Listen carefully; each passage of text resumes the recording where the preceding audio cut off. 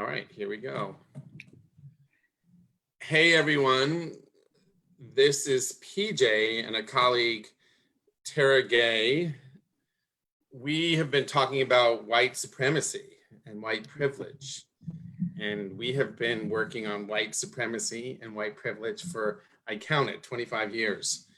And so I'll start by saying how I know this powerful woman who has been a mentor to me. 25 years ago, I was working in the inner city of Atlanta doing work around literacy. And I was working for a typical, very large nonprofit led by white people that assumed it knew those communities' realities better than those communities knew themselves. And I suppose as a white person at about 26 years old or so, I was given the opportunity, because of my privilege, to be the director of a very large literacy program in the inner city. And then I met this power named Tara Gay, who brought to my attention that because of my privilege, that didn't necessarily know that it didn't necessarily mean that I knew anything about working in these communities. And so over the last 25 years, she and I have had a tremendous amount of respect and appreciation for the work that really is necessary to confront and dismantle what everyone is now talking about called white privilege. So I'm going to hand it off to my friend Tara. Well, let's just say, first of all, thank you for counting the years. And one of the advantages of Black skin is that perhaps it hasn't shown as much. Those 25 years have been kinder to the face. Froze up. Oh no, you're frozen. Oh no. You're back. You're back. Okay. I was just saying that maybe that's how the 25 years maintains itself, because there's a way for me to freeze up sometimes. But I would say certainly it has been a journey of really grappling with how do we understand the intent behind who we both were trying to be as two young people who certainly were committed to service, certainly did not have absolutely all the answers to how to do that work, and at the same time trying to carve out our identities based on our cultural perspectives as well at the same time. So 25 years later, I think we are still in that place and still at a space of respect mutually for one another, having watched each of our journeys take us through really staying committed to this work, quite honestly, and committed to the self-reflection that is required in order for you to really be able to build the kind of relationships that I think you and I can now say that we actually have with one another. So I am grateful for the journey. It is definitely not always been the easiest thing for us to be able to even be in the same space with one another just based on those things. But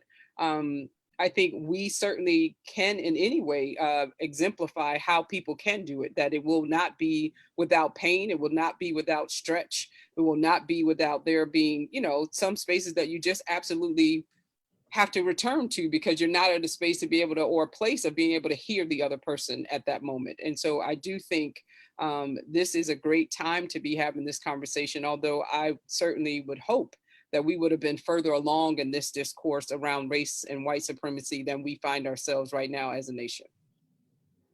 And so I would just say for you, PJ, as you thought about this whole idea around yourself as a white male coming into communities, certainly that did not have the same complexion as you, certainly had not come with the same struggles or experiences that you had. How did you find yourself, and how do you still find yourself grappling with what is your place within those communities if your intent is still to do good work, however, not knowing what that actually looks like? How do you contend with that, or have you and still do?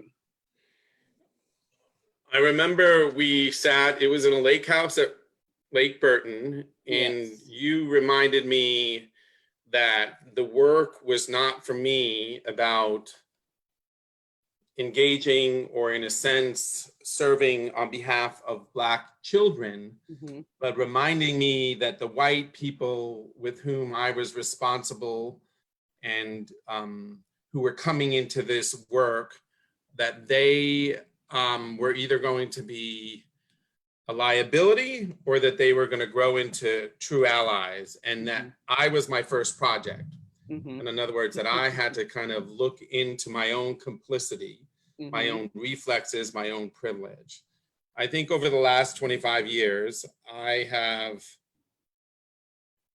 recognized that human beings who are Black are at a profound disadvantage, and in some cases are the targets of terror for no other reason than the construct of race, and that it is my community that is white that is in a sense responsible for the conditions of racism and oppression that are baked into the American experiment that continue to perpetuate this crisis, which we're all of a sudden, and by we I mean white people, are all of a sudden realizing that there's something wrong in our country that has been in place for a while. And the last thing I would just say in that regard is I had the privilege in the real sense and the burden of witnessing Black lives being desecrated for a long, long time. I've lost a lot of children whose racial identity is secondary to their livelihood and their right to live that has been extinguished. And so the work for me is certainly about Black lives, but it is also about dismantling the insanity that creates the condition where children are disposable. Mm-hmm. Mm-hmm. Why would you like hang out with a white person like me? I mean, what is it that what's in it for you, Tara, to tolerate, put up with, or have the patience for white people who in most cases don't get it, or at least they don't get it initially? Mm-hmm. Well, honestly, I think I represent what many Black people would feel is like we don't actually have a choice. And so, unfortunately, there are moments in where you have to swallow what are your feelings of anger, your feelings of frustration, your lack of patience around some of these things, because you recognize that we can't afford for you not to get it, quite honestly, because if you, so to speak, pick up your marbles and leave, where does that leave our community and the conditions that we are already facing that have so many disparities already in them? And so I don't know that, and quite honestly, I don't know that most people who are like myself, who are Black and have been involved in, especially the service work, have had really an option of leaving that space, because we recognize there's so much that many people did not know, many people do not know, and that we can't afford our children to be left at the hands of people who actually don't know them, who actually don't necessarily grapple with what you've grappled with in terms of trying to understand how they are disposable, why they need to have images that look like them. So because so many people aren't having these kind of heart-to-heart conversations, even with themselves, much less with someone who looks like me, I don't think I have an option. It would be like I would be choosing to leave my children behind. And although I haven't biologically had children, I've been blessed with people who've trusted me with their children for many years now through education. And so I feel like I have a responsibility to those children to be the voice and to articulate things that their lives just and experiences just haven't given the language for yet. So I really don't feel like it's an option, quite honestly. But I do think that there is a distinction, and I'd be interested to find out what you believe are the distinctions as well. I think there is a distinction between white supremacy and people, if we were to accept, and I do not accept the term white privilege. I think of people who have had advantages because of their whiteness, but not privileged because of that.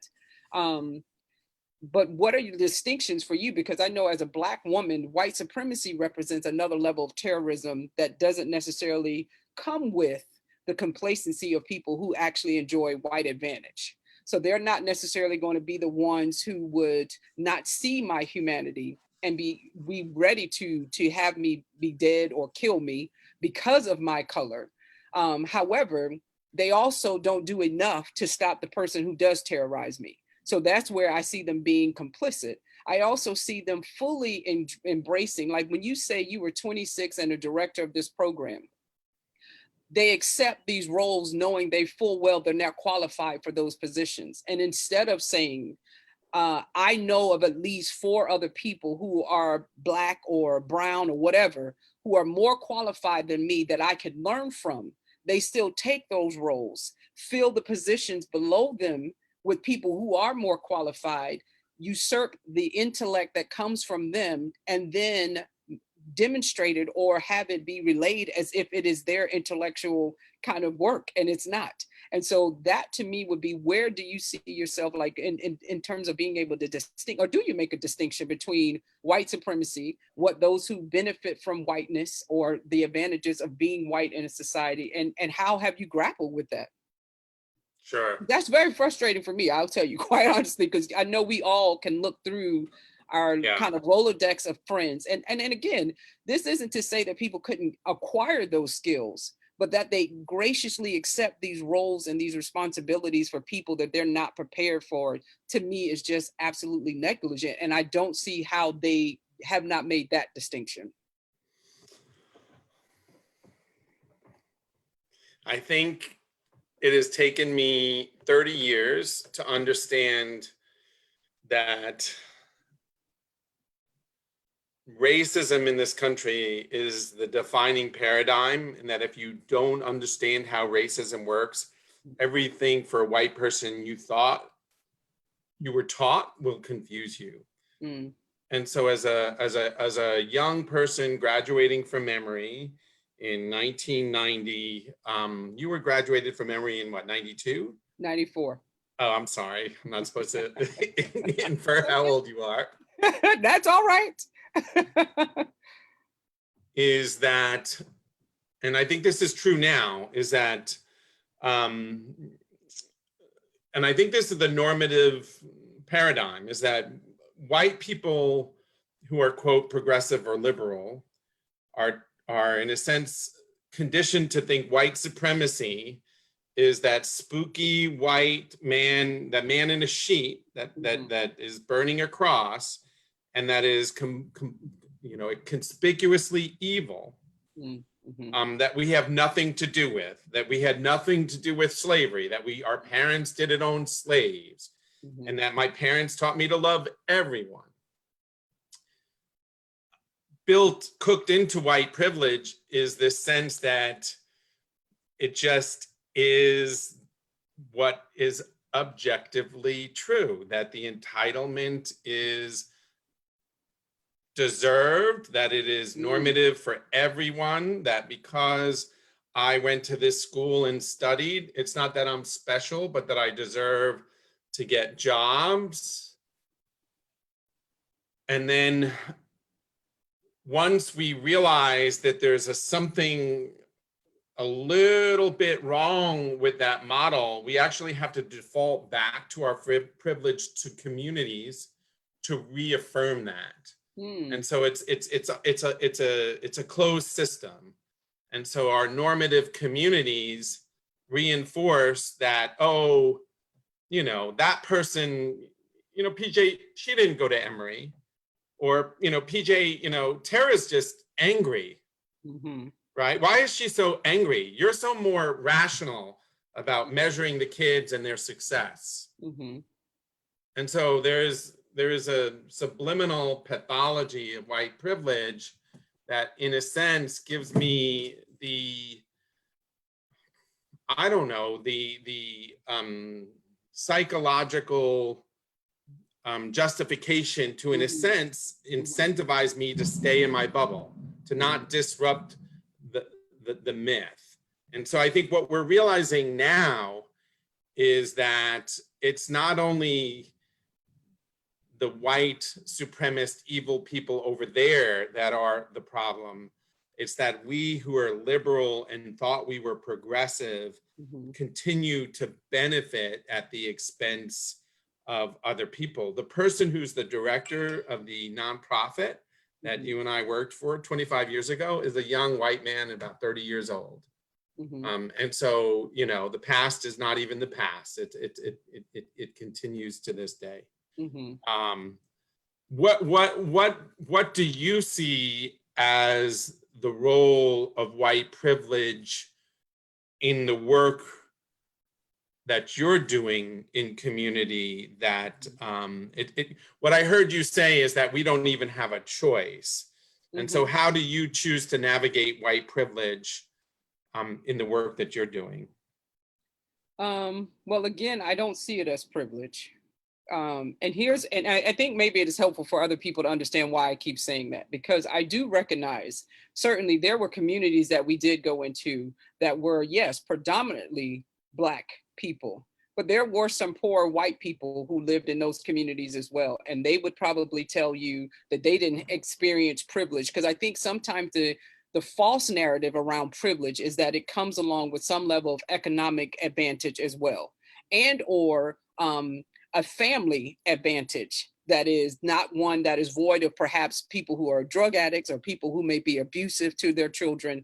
And so people who find themselves, who identify as white, living in those conditions, oftentimes struggle with this whole term white privilege as well, because they don't see themselves as benefiting or having the same privileges that come along with the economic wealth that is assumed a lot of times when people speak of white privilege.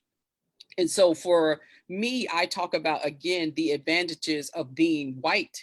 And let's just say, we'll keep it to America, but we know white supremacy is global and its implications and its manifestation. So, but if we are just in these shores, when I think about white advantage, it still says that independent of my degree from Emory, if there is a white man who comes along who happens to come from a space of poverty, who may have had parents who were sometimes abusive or whatever, had some real things that were hard about their upbringing. If he and I were in competition for the same role, the reality is race will give him an advantage. And that is what I say is this distinction for me, why I don't call it privilege. Because privilege is not something that all white people, again, see themselves living in, that, if you, to use your term, that bubble. They don't believe that that is the bubble that they live in. And again, if their conditions have been rough for them, they don't see that privilege. But no one ever challenges and says, have you ever asked anyone, did you receive something only because you were white, versus whether or not it was a skill set or they had any consideration for your past? And so that is why I would say the first thing for me is dealing with that terminology, so that hopefully that's helpful for some people who see themselves and say, oh, I didn't get to benefit from white privilege. You still benefit from white advantage, because you definitely get to have advantages based on your racial identification. And then I would say, just to that point too, any white person who ever challenges that, I welcome them to Dr. Jane Elliott's exercise as well, because when she asks them, well, how many of you will be willing to give up and be another race? And nobody raises their hand. I think everybody clearly understands that there are clear distinctions and disadvantages to being Black in America, that independent of your wealth and your upbringing as a white person in America, you still have a different space to start that is ahead of Black people. That's one. And the reason why, again, you said about choice, why don't I feel like I have a choice? Well, for me, it's also ancestral, because I also think about the conditions that my ancestors survived in order for me to be here. And for the next generation, I have to figure out what things am I willing to sacrifice and survive, so that they are one step further along to the space of achieving equity that my ancestors never even thought were conceivable. And when I say my ancestors, I'm thinking about 1619, when they first were brought to these shores in shackles. And we recognize, again, from a historical perspective, that yes, there were Africans who came here before in slavery and being enslaved and tried to be, citizens of America. So understanding all of that. But those who were brought here in shackles and enslaved, that is why I also don't have a choice, because if they were able to survive those conditions in order for this generation to be here 400 years later, then I have an obligation not only to them to actually show up and be fully present as a Black person in the spaces with white people, so that they understand what those conditions were, what the conditions are, and what the conditions need to be. I feel like I'm profoundly gifted with the voice of the ancestors. It's not Tara who speaks. It is me who allows the ancestors to use me as a vessel to speak what was our history, what is our present, and what absolutely has to be our future. And I don't know that anybody other than me is more qualified to do that in these white spaces. And so therefore, that's why I don't feel like I have a choice. I was joking with a colleague before, and she said, because most people don't really believe that when I say that I'm shy, I actually am a shy person. However, what I share with her, she said, oh, you always speak with such confidence. And what I share with her is actually what you think is confidence is actually conviction. I am convicted to do this because I don't have an option when I sit in those spaces. I have uncles who I can show you the images, how they were murdered by white men because they thought that they were dating white women. I have a 25-year-old nephew who's not here with me now because police officers didn't see him as a human being and actually killed him almost 3 years ago. So again, when I speak about not having a choice, it is not only ancestral for me, it is also recognizing who I am and what I have gone through, that I have to now be the voice for a 25-year-old young man who no longer has a voice, literally, because he's no longer on this earth. So that's why for me, it is not a choice. And if for those white people who do not understand and accept his humanity, I don't feel like I have an option but to do anything but to demand that they begin to see that humanity. 400 years later, you still have to be at a space of reckoning what has happened with Black people on these shores. You've used a lot of phrases Mm-hmm. that it's important to deconstruct. And as a kind of prelude, we are hoping to engage a long conversation in a class to help educate people on white supremacy, white privilege, white space. You use the term white advantage. And so I'm going to take a crack at this. To me, white supremacy is the invisible veil that has undergirded this country, its economy, its forms of socialization and oppression that have led to one group of people arbitrarily oppressing and terrorizing Oscar Grant, George Floyd, and thousands and millions of people. White privilege is the privilege of not having to know that. Or accept that, quite honestly. That's correct. Yeah. In fact, to put my mother's stuff out there, she starts a sentence with, I would hate to think that's true. That's exactly what she says. I would hate to think, and then and that's ironically, and this is for another day, part of white hyper moralism is that we feel like we're so good that we could never be part of something that's so difficult. White advantage. It didn't occur to me that at age 27 that I wasn't qualified to run a $3 million program. And that I could afford to care about the data when only you could afford to care about the kids. Right. Is that I was, in a sense, able to disassociate with the crisis that was your children, where for me, it was a program. And that is, in a sense, the kind of construction of the pathology that undergirds a system that continues to, in a sense, design itself to oppress. An important distinction for me that I didn't discover till well into my 30s was that I wasn't white. What does that mean? I was not born white. I was not even aware that I was white till I was into my 20s. I didn't realize that I benefited from this benign, invisible cultural paradigm until I had to. Mhm. which some people don't even have to. And so I think there's an important part of this conversation for me as we invite white people to recover their human potential is to help them realize that they came from somewhere that did not terrorize people.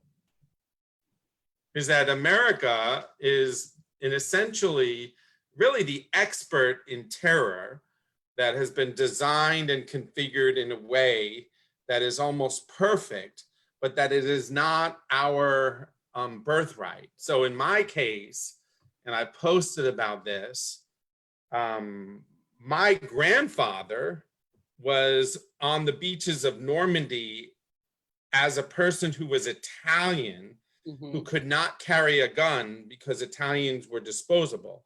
Italians need not apply. Irish need not apply. Mhm. Um, uh, the other 2/4 of my heritage were Native American, which I don't mention because I know that we appropriate that in ways that are not healthy.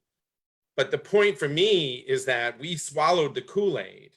We Mhm. swallowed our own narratives as people who struggle in order to get and to kind of like aspire to have what those other people, white people, landowners had. And in the process, we surrendered what was the most authentic, humane parts about ourselves. And to your point, so that, and I've said this to you before, whiteness is not a privilege.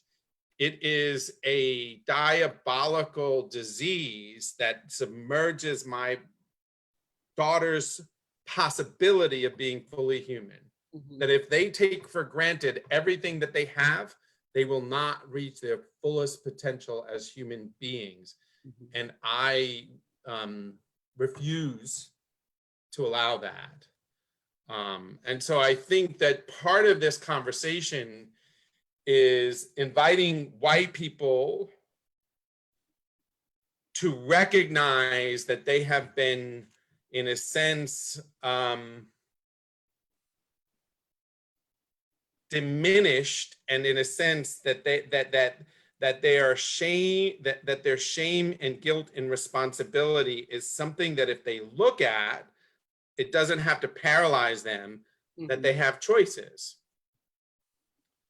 Well, I mean, a different way to examine that as well for white people is to actually invite them to go back and look at when was whiteness as a terminology even constructed and what was it used for. It really was a numbers game.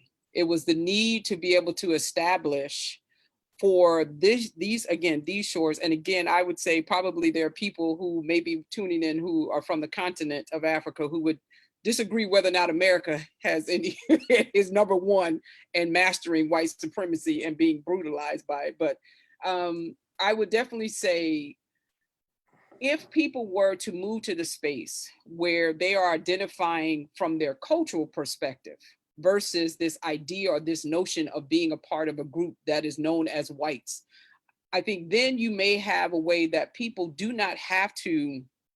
Because I think the challenge for us having some of these conversations is going to be that people do not wish to feel as if they are demonized in this process because they did not see how they were complicit in the work.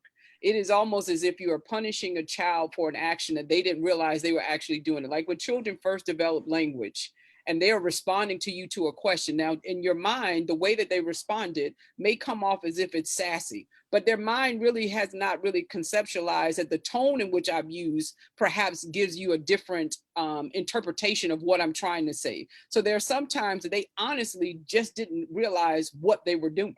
And we can accept as Black people, some white people honestly have never had to deal with this, because the reality is, if you think about the human mind and human spirit, it needs to feel as if it is valuable and valued. And no group has ever made themselves feel more valuable or valued than white people. So why would they not enjoy what that feels like? What they need to realize now is that's exactly what all other groups, especially Black people, are asking for. We are asking to be valued and valuable to the society that we have continuously contributed to.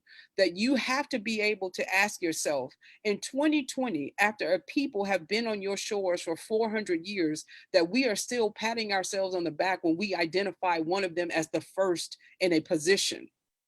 You should feel like that is absolutely illogical and ludicrous, because you have inevitably been in the space of somebody who is Black and brilliant. And we are not microcosms or anomalies to our people. We are all brilliant in our own ways. We just have not been afforded the same opportunities to demonstrate that brilliance because of instances like you at 26, at 36, at 46. You take a position that you are not the most qualified to be in, but because everything in your world has told you you deserve it, there's no reason why you ever question, wow, I wonder why nobody else who is Black is ever filled this position.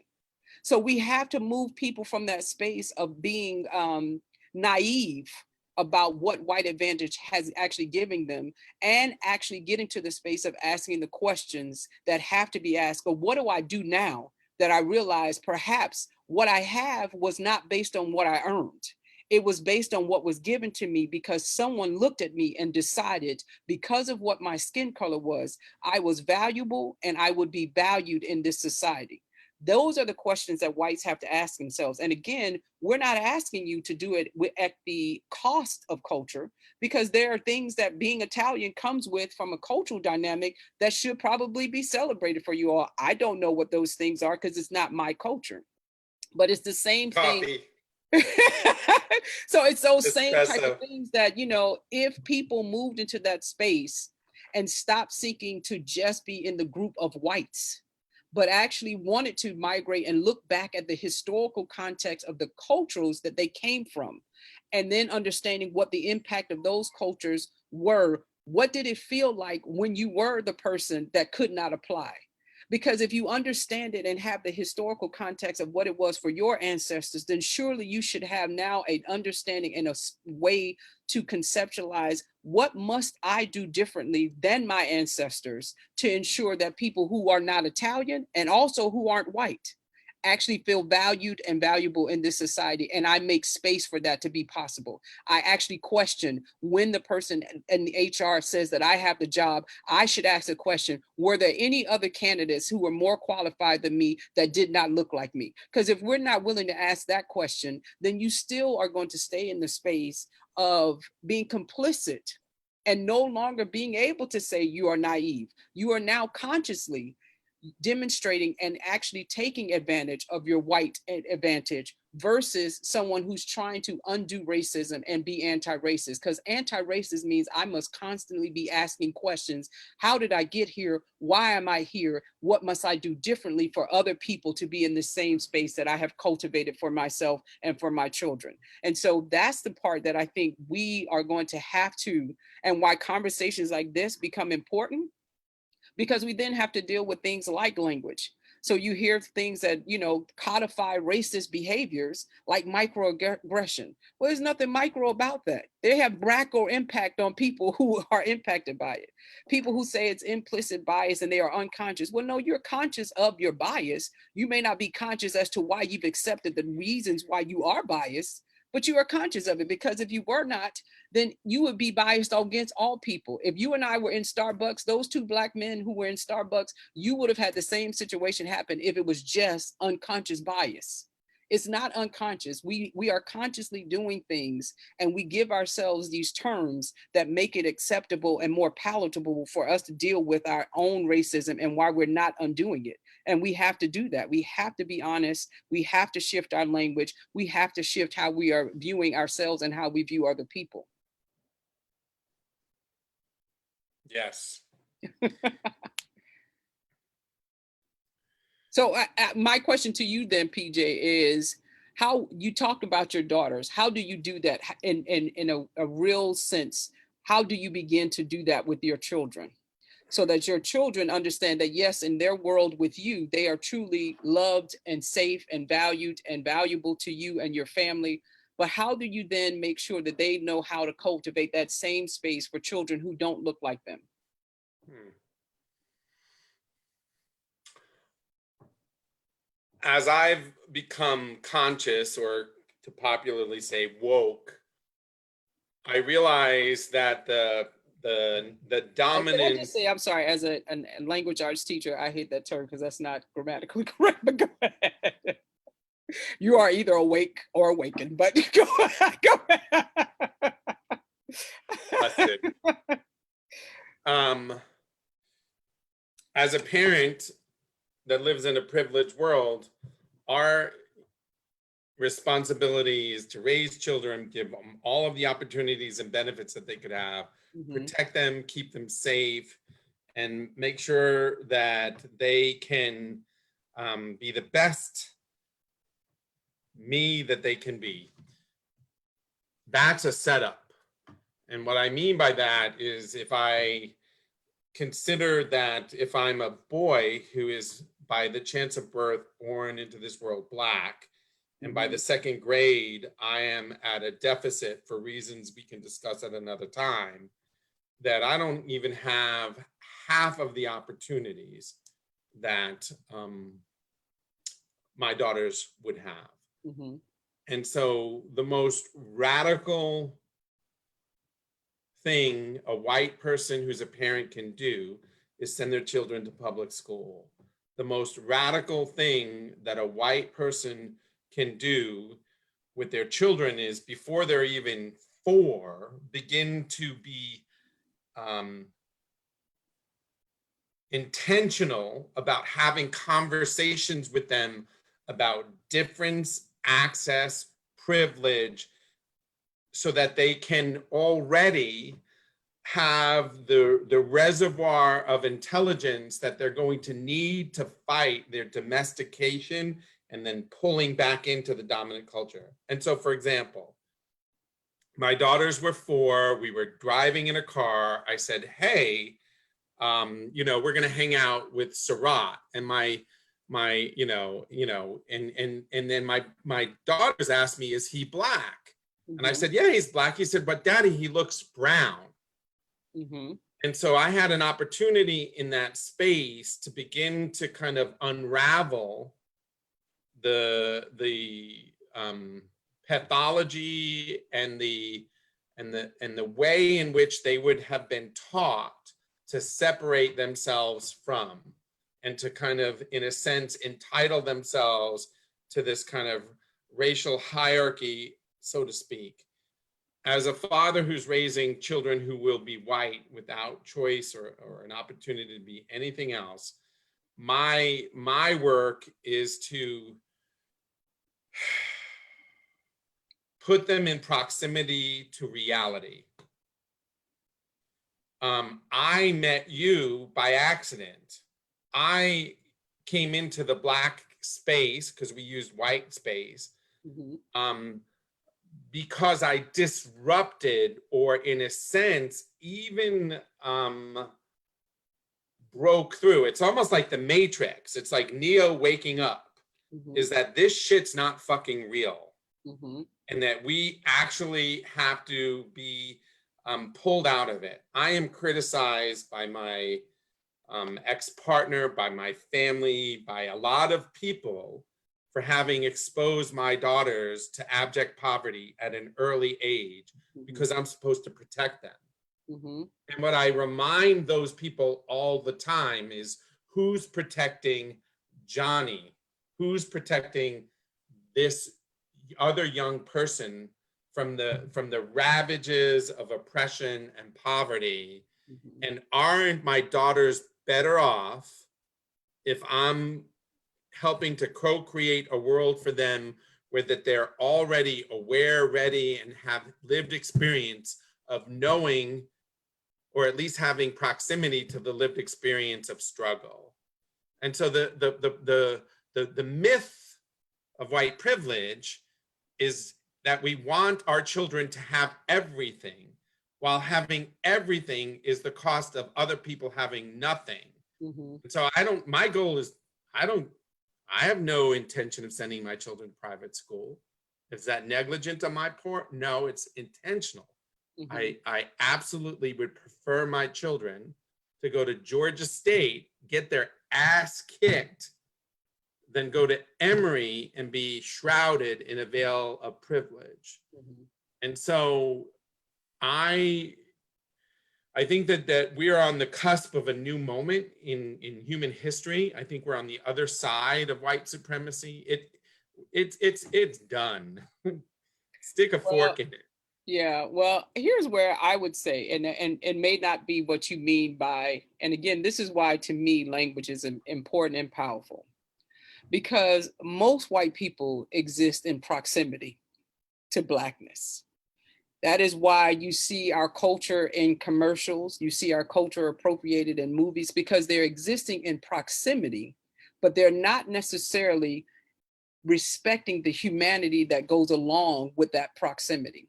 And so to me, the next thing for your girls would not necessarily be the proximity to poverty, but what do they understand are the conditions that lead to poverty, and why they then make investments in organizations or in people to move them in a space where they are not impoverished.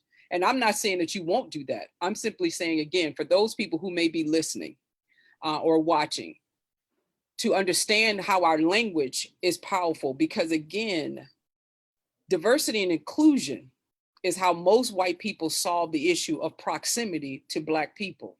They invited us in to their organizations, to their schools. So we're close in proximity where I can walk down the hallways with you. But the reality is that you understand that that does not mean that you have to do anything different. It just means that you made a space for me to exist in the proximity of your whiteness versus you really moving into a space of understanding proximity to what it is to be Black.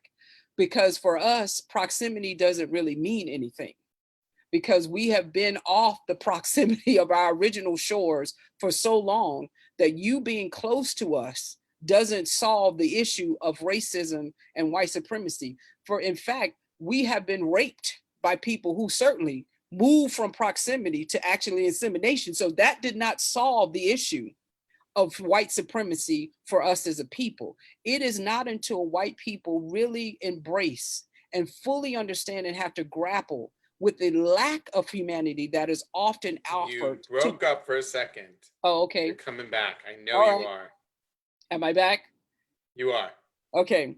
So it is really the understanding or the lack of understanding around the humanity of Black people that people really, because again, that's why you have people who can find pictures 20 years from ago or even last year that they're in blackface, because Black people become almost a costume or a caricature. They're not still actual human beings. And so again, until humanity is recognized for Black people and we get to articulate what our humanity looks like, not that you offer us solutions, but we tell you what humanity looks like for us. We tell you what reparations will look like for us as a community, as a people. It is not that you still are in a place of power that you're getting to dictate what that looks like. And for white parents who are looking and trying to figure out what do they do now with their white children, you have to now begin to provide for them examples of Black humanity. That means that you have to have stories in your home that include Black characters, but not Black characters who are sidekicks to white characters, because that still does not allow them to be full human beings. They have to be where they are the heroes in the story. And perhaps they're all Black characters, because then they need to understand that Black people can actually exist in spaces that white people don't either and do well. And so it is also that, because a lot of times people tell themselves that we are somehow in need of white people. We actually just need sometimes white people to get the hell out of the way and allow for us to do what we know how to do for ourselves and be able to thrive. I would also say, when it comes to um, what you tell your children versus what you show your children becomes critical, because many white people are at a place that they say and believe wholeheartedly that they are not racist. But if their children were to tell you and name all of their friends, their closest friends, there would not be a Black person in the group, or there would only be one Black person. And so that in and of itself tells your children that what is valuable to them and what is meaningful is for them to cultivate relationships of people who look only like them, or you only make space for just one other person who may not look like us. But that person typically will have to mimic the same behaviors and characteristics of us in order for them to be able to be here as well. Because otherwise, the white people who are not accustomed to that culture and those things that come along with that will be uncomfortable and ultimately will not stay in that space with the one Black person. Trust me, I know. I sometimes have been that only Black person. So I would say that is the part that we have to have white people begin to examine. What are the lessons that you provide for your children and how you live versus in what you tell them how they should be living? Because they will follow the examples that you set for them versus the things that you think you are setting out as a course for what their destiny is going to be. Public schools versus private schools, that schools in and of itself is a whole conversation we certainly can have. But I would tell you, Black children suffer in both environments, because what happens to Black children ultimately in either of those environments is they now have to deal with two forms of things that they have to deal. They have to deal with individual racism, meaning coming from their peers who are in those schools, and they have to deal with institutional racism. I graduated from Emory, so I understand that being an institute, and ironically, I graduated from Emory with a degree in African and African American studies. So that in it, that still didn't mean that the university was going to be void of its institutional racism or professors who were racist. So, or students for that matter, who were racist. And so again, private or public, if we're not changing the mindsets and having people really truly fully embrace and understand the humanity as it is articulated by Black people to people who are not Black, then we still will be at the proximities and we will not be able to dismantle racism and white supremacy, because it gets to thrive on the fringes and the proximity. Because as long as your touch is only just so much, then there's a space in which white supremacy and racism gets to live that you have not crossed the line of yet. And we have to be able to cross those lines in order for us to truly dismantle racism and white supremacy. We're still here. Yes. There is possibility that this place, this space, the way we live can coexist. Mm-hmm. Because if we don't figure this out, we know the alternative. Mm-hmm. And I think as white people, as a person who has, in a sense, benefited from the way in which our country and the planet have been desecrated, there's an urgency to change, right? Mm-hmm. But mm-hmm. I think white people are waking up to the fact that the way they've lived their lives in complacency and maybe comfort and addiction is not only not serving Black people well, it's not serving us well anymore. And we don't know a damn thing about how to change and what to do about it. And so I am excited that you and I and others are gonna have a conversation to begin to address this and invite particularly white people to look at this. I want to say this in terms of my commitment is that you and I have been through, if I had to count, probably at least 10 diversity inclusiveness trainings. Yes. And in that space and in that 25 years, quarter of a century, not a gosh darn thing has changed. And I think I just say one thing though? Let me tell you why it doesn't. And for anybody who's watching today, diversity and inclusion only allows for Black people. And again, I speak only from the perspective of Black people because that's the one I know best. That might be true for brown people. It might be true for people who identify as Asian, Native Americans.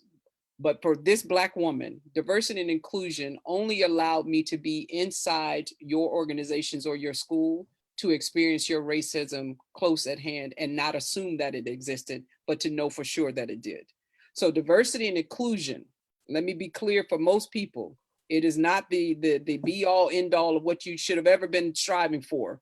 Because diversity and inclusion, again, was that proximity notion. It was not the intent for equity. So if proximity is all you wanted, then check the box, you got it. Diversity and inclusion, achieve that. But if equity was what you were supposed to be trying to do, then we still have a lot of work to do. And again, as a Black woman, I'm not seeking equality. because equality is what we technically have when we look at schools. Everybody said all children should have schools. Equity says all children should have the same quality of education happening in those schools, the same quality of resources in those schools. And so again, when we go back perhaps just to the conversation you were talking about, what white parents can do, for every dollar you invest and believe your child should have, you should be giving up $1 for another child who may not currently have access to it, because that's how equity is going to be achieved. For every check that you receive, and you know that for Black women, I think the statistic is that we are 5 cents on the dollar for every dollar that is made, but our white women peers are farther along than that.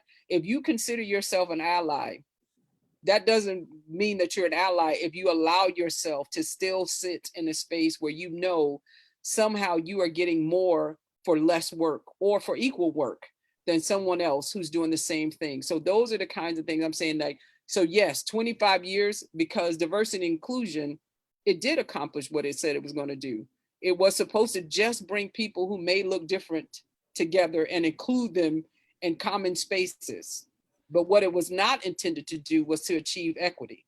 And that is the space and the urgency that I say I am fighting for right now, so that my 13, soon to be 14-year-old nephew does not have to wonder whether or not he is going to get the same opportunities that your twin daughters are going to get because he happens to be a Black male. He will not have to consider whether or not he will dole himself out in dosages, so that white people who are in current common spaces with him are not afraid of him, or feel like he's not angry, or feel like he's not a threat to them. So that is the equity that I'm looking for, that the fullness of his whole being gets to exist in the same way that your beautiful girls will be able to exist in the fullness of their whole being as adult people.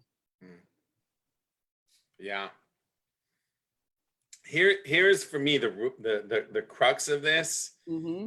And I think our, as we stand on the shoulders of John Lewis, who just passed, and Mm-hmm. Dr. King, and C.T. Vivian, and yeah, so many others, is, we can either figure this out, live together in harmony, or we're gonna perish. And I think we are at the crossroads of history, where we either realize that we belong to each other, and that your nephew and his potential to be fully human is inextricably linked to my daughter's potential and their possibility to create a world in which possibilities are possible, because right now they're not. My daughters right now are stunted because of this toxic masculinity, this toxic racism. And so and that we're not finished. Right. The human story and the project that we are on this blood-stained land to recover is well within our potential to transform, because we're talking. You and I are talking. Right. There is a gift in us talking, right? And so I am excited to have this conversation and to just share, because I think we want to hold something back, is that my hope is that we're not going to have diversity training. We're not going to make people feel better about themselves. We're not going to sort of swallow some of the insanity that our current reality is, but that we're going to invite people into an intimate conversation to examine how they can be more accountable to their humanity, and that how they can, in a sense, for the first time, seriously begin to address, deconstruct, decolonize, disassemble their participation in racism, so that your nephew or my daughters someday don't even have to have this damn conversation. Exactly. Exactly. So I think we're going to close it here with. Tell them what's next, PJ. All right. What's next is, so Tara and I and some other folks are beginning to galvanize a conversation that focus particularly on issues of white privilege, white supremacy, and obviously dismantling racism. So the next time we're going to meet is on July 30th at 7:30 Eastern, which if you're in Colorado, it's 5:30, on the West Coast, 4:30. And that's a precursor to what we're hoping would be a 10-week deep immersion course. That's a personal journey for people to really deeply do a deep dive into their lived experience and how they can shift from being allies to abolitionists. It's one thing to be passive allies and to help and support and be for others, put the yard signs in your lawn. It's another thing to get in the way, to quote to quote John Lewis. It's another thing to be an active abolitionist who's disrupting systems of oppression. And so this stuff ain't free. Your time is precious. I'm excited to do this. And so any last closing comments, Ms. Teragay? Well, I mean, I thank you, first of all, for us, for the opportunity to stay in this struggle, because again, I think it is like two champion boxers. We could retreat to our corners if we wanted to and have someone from our corners throw in the towel or whatever, call the fight. I would say I certainly am the victor. Most I've taken most rounds, just so the public knows. But no, seriously, I do think that this has to be how people stay in it, and are intentional about grappling with these comments, grappling with these conversations, so that we move the needle for the life conditions that people are having, because that is critical for your children, for my nephew, for all children. And so that we really do begin to dismantle racism, because we are not afraid to be in conversations that are not comfortable all the time, that will not always leave you feeling as if you were right, that will sometimes leave you questioning, how did I get here?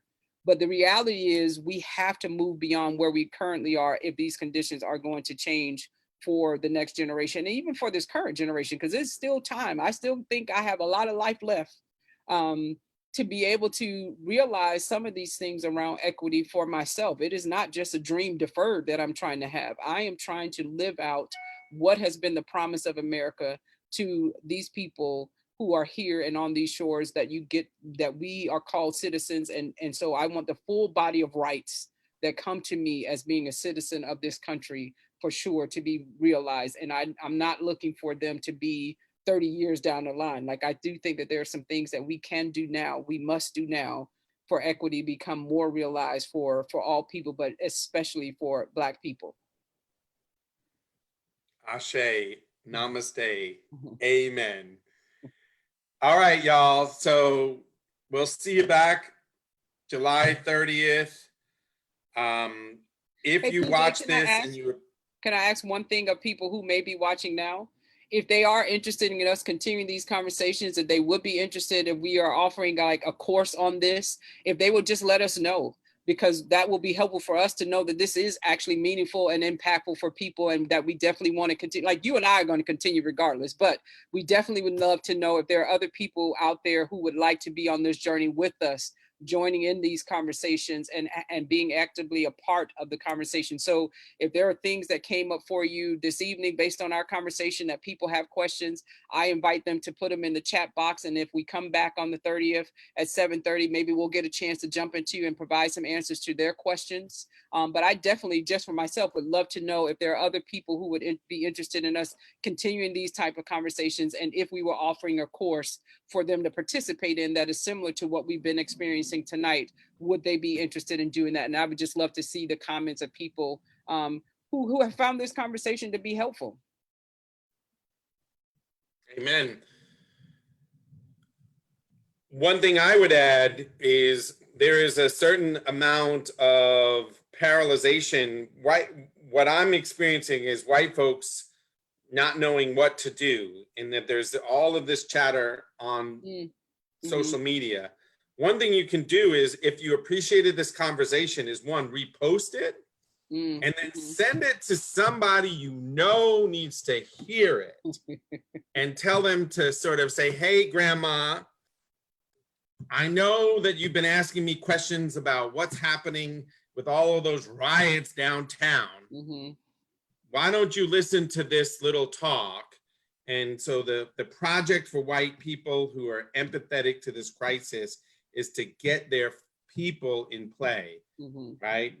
It's not to call your black friends, it's to call your white family and Mhm. get your white family to show up in the conversation.